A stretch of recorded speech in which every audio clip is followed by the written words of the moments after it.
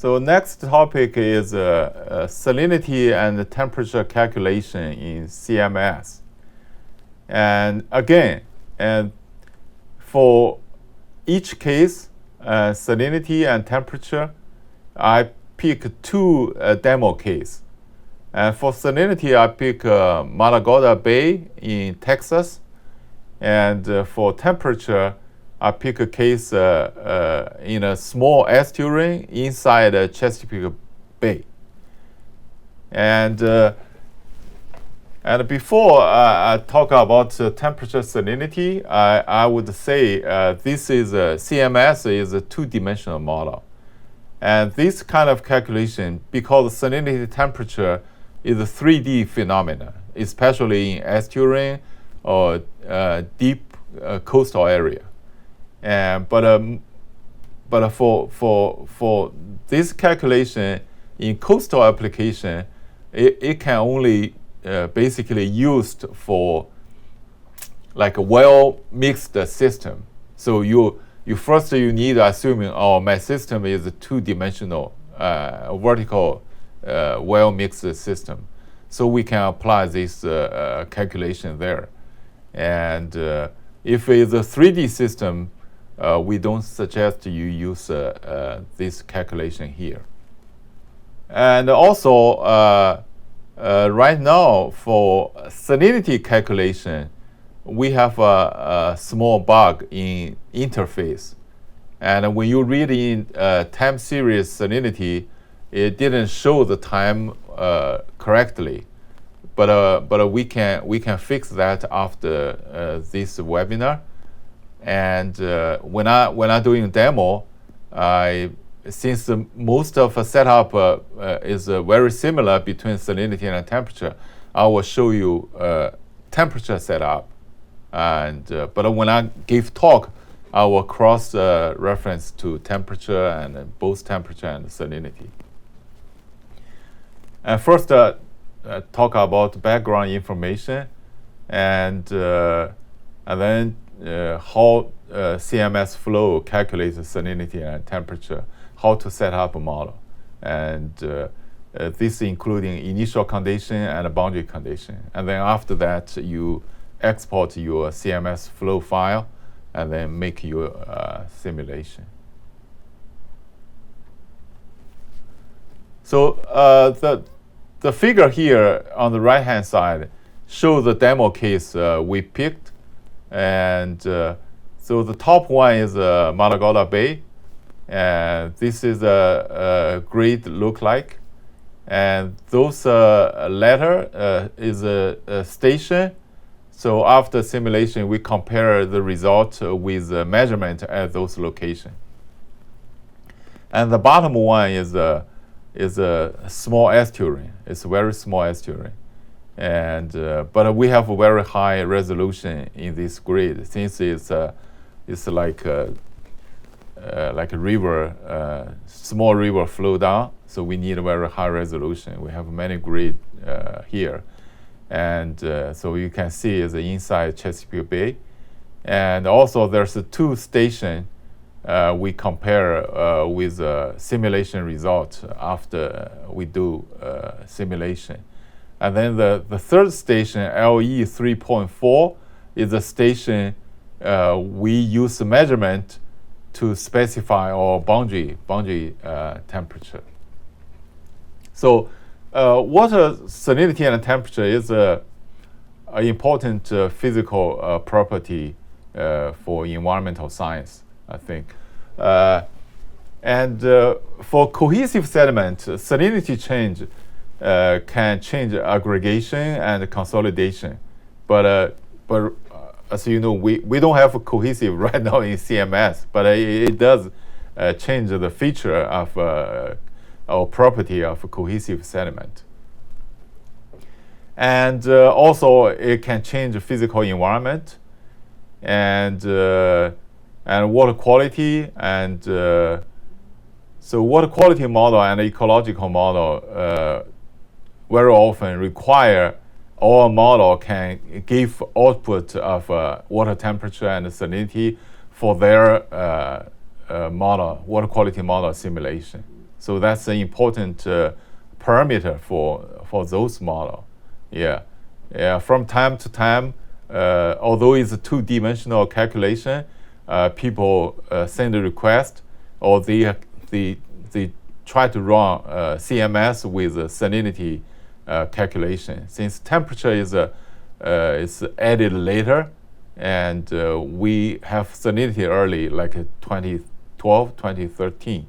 So we already see some user use this model to calculate that.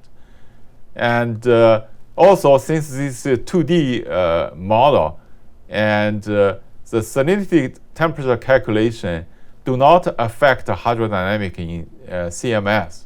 So there's no density-driven current in CMS by temperature and salinity.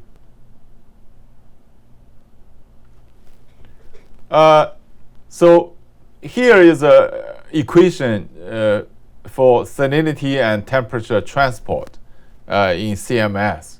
So basically, these two equations are very similar, right? And so you see only the variable different. S is depth average salinity, T is temperature, and D is total water depth, and Qx, Qy is flow per unit of wave for two-dimensional model. So Ks, Ky is diffusion or mixing coefficient. And for salinity, we have a precipitation P and evaporation E. And for water temperature, we need water density, and Cp is a specific heat, and net heat flux across Jt is net heat flux across water surface. So you check those equations, and there's a time derivative and also advection, and you have a diffusion here on the right-hand side. So last term, the only difference is last term. That's a surface boundary input, right? For salinity, you have precipitation and evaporation. So that's the water goes in, water goes out. That affects the salinity. And that's a forcing term for salinity. For temperature, is heat flux. So due to heat flux, day and night, so it affects the water temperature change here. And basically, the factor to influence the model temperature salinity is through open boundary, flux boundary, or flux boundary, like a river boundary. And at those boundaries, you need to specify input temperature and salinity. And also, surface boundary require for salinity you need the precipitation, evaporation, and for temperature you need air-water heat exchange. And also for temperature salinity, you need the initial condition file and to be prepared, because usually when we don't do this kind of a simulation, we just simulate a hydrodynamic current, right? Everything starts from zero, and it will ramping up very fast. But for temperature salinity, and if you start from zero, everything, in the ocean or coastal, and the set temperature salinity range can be from 0 to 35, right? So temperature also can be very, very high. So if everything you start from zero, like current and water surface elevation, it will take a long time to ramping up, maybe 5 to 10 days to ramping up to the normal value. So it's very important to have an initial temperature salinity to be specified for your simulation. It takes a much shorter time to bring up a temperature salinity value to the local value. Yeah. So in the specification, we first need to specify initial condition for temperature or salinity, and next one is for boundary condition. So we need to specify both. Not like sea level rise, we just specify value at open boundary. And you can see for initial condition, you can specify a constant value, and also you can specify spatial vary value. And so spatial constant usually is the case for temperature, because the temperature usually it doesn't have a large spatial change. But for salinity, it's different. So salinity, especially in the coastal area, you have a river comes in. So there's no salinity from freshwater river flow, right? But you approach to the ocean, so salinity will get very high. So in that case, you can't specify a constant value for salinity. You need to specify spatially varying salinity. And to do that, so the data set, you already learned how to generate a data set from a data set toolbox. And so if you specify spatial varying salinity, it will pop a window and let you specify a data set for salinity value. And you can see from a data calculator to salinity initial concentration, you can give a name, salinity initial concentration, and first give a constant value, like 25. So when you click compute and OK, and then you will get a data set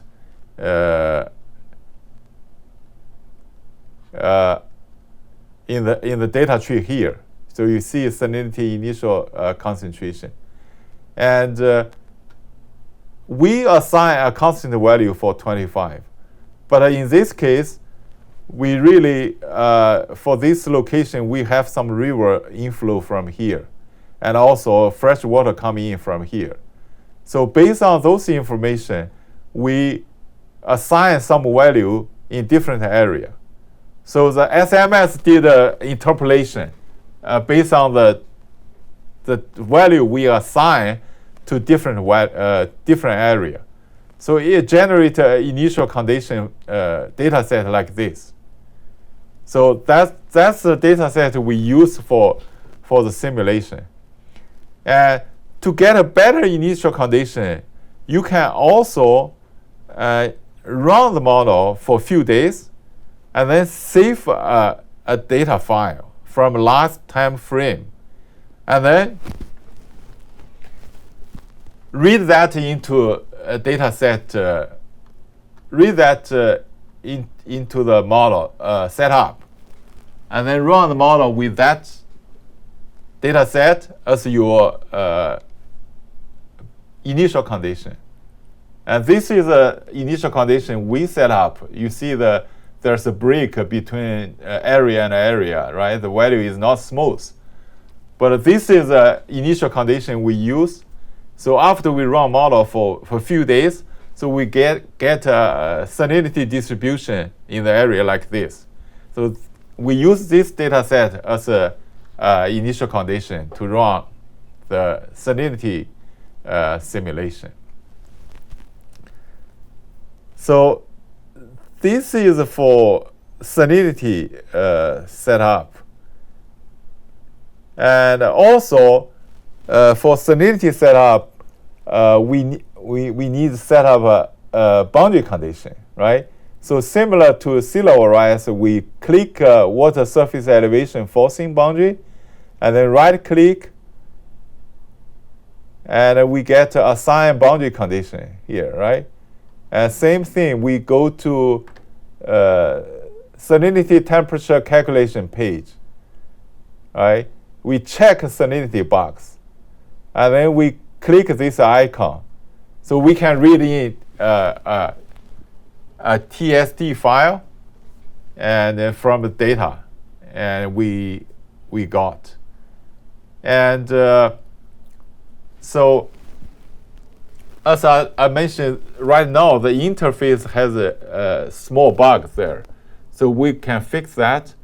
But I will show you detail use the temperature setup. It's the same thing. It's the same thing for the boundary setup. The only difference you remember the temperature setup we have extra like heat flux setup, and in terms of initial condition, boundary condition is the same. It's the same between salinity and temperature. So I think next I will go to temperature setup. Temperature setup, and this is the area demo case we picked for this presentation, and you can see right hand side shows how do we get heat flux, so air water exchange, and those are from some meteorological parameter, including solar radiation, cloud cover, air temperature, wind speed, and surface water temperature.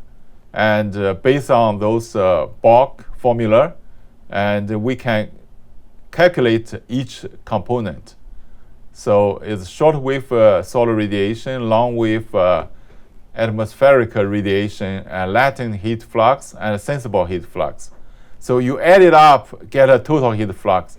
This is heat flux, JT is a heat flux read by the model, and then calculate heat exchange, and then change the temperature calculation, change the temperature. These two websites, one, the right hand side is a website. It's a NOAA website, right? You can go there, download hourly surface atmospheric data. So this including wind, air temperature, cloud cover.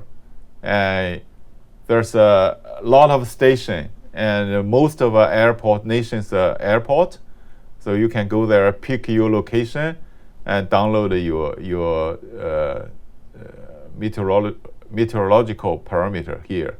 And for solar radiation, you need to go to a different site. So this is the National Solar Radiation Database, and the link is here. And you can go there, download the solar radiation data as well. And then after you get those two data sets, you merge to one ASCII data, and then read into CMS setup, so you can run the model with those data. Similarly, so here is how to specify initial condition. So I will mention that in the salinity setup, but same thing. You go to a boundary, you right click, assign boundary condition, you check temperature calculation, and then here the difference is for initial condition, as I said, the spatial varying temperature is not that large. So we pick a constant value, 18.85. And then we read in the meteorological parameter, like I showed in the early slide. So here you see we in the salinity temperature page. So we check calculate the temperature, right? And for initial condition, we pick a constant water temperature. So the water density is constant, and don't change. We don't change in CMS simulation. It's a constant density, and then water temperature, initial water temperature is 18.85. That's the constant for the entire area. And then after that, we read in atmospheric parameter here, and you can see the time. The first column is time, and then air temperature, dew point temperature, cloud cover, and then follow that is a solar radiation. Solar radiation. Those variables are needed by those bulk formula. So this is a temperature setup. So after that, you are ready to, I think, to start your simulation. Also the boundary condition. The boundary condition also at this early. I show you the station LE 3.4. That station is very close to boundary. So we use the measurement at those locations to specify our boundary temperature. You see here, you check define boundary curve, and then you click an icon here, and then it will pop up this window. So same thing, you will read the temperature from a file we already put under the working folder. So you can find this data file there too. So I will show you in the following.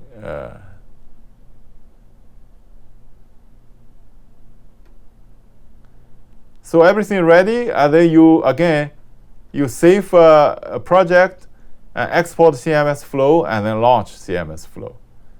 And this run setup a simulation time is 10 days, and it takes 4 or 5 hours to run. And because we have a large number of grid cell here, although the area is small, it has a very high resolution in this area to resolve the shoreline. Yeah.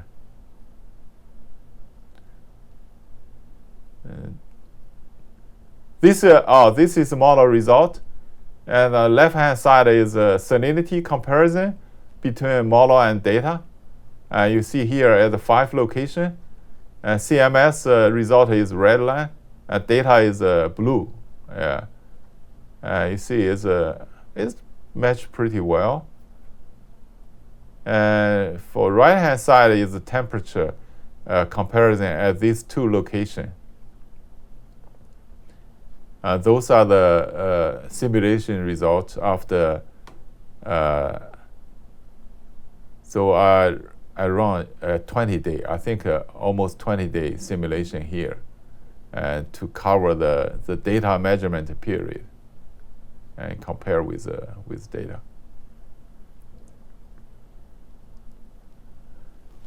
The reference for salinity and temperature calculation is also you can find in SERP website.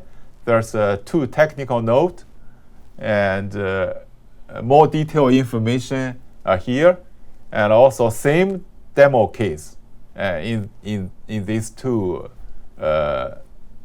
technical notes. One published very early, like salinity we have in 2012, and temperature in 2017.